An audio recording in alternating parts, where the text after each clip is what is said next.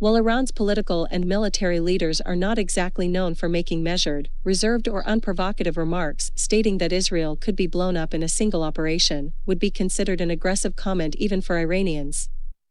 At the same time, Iranian national documents and philosophies do specifically call for the destruction of Israel. Thus, these comments from Iran's Islamic Revolutionary Guard Corps Major General Hossein Salami align with the kind of well-known, consistent anti-Israel rhetoric coming from Iran.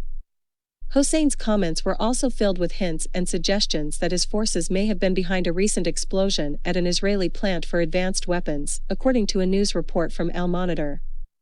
Israel, the report specifies, said the blast hurt no one and took place during a routine test. Hossein made many references to Israel's supposed vulnerabilities to domino-style attacks, according to the report. While easily dismissed as hyperbole in many respects, Hossein's remarks as quoted by the report introduce a few interesting things to consider.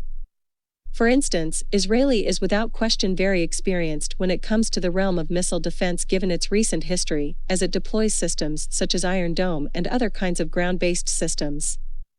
This reality might seem to make Israeli less vulnerable to Iran's large arsenal of ballistic missiles, some of which potentially able to reach Israel should they be maneuvered within range.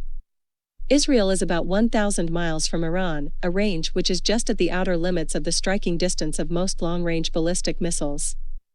The distance between the two countries speaks to another, even potentially more pressing issue, such as how Iran could actually get close enough to the Israeli border to launch an attack.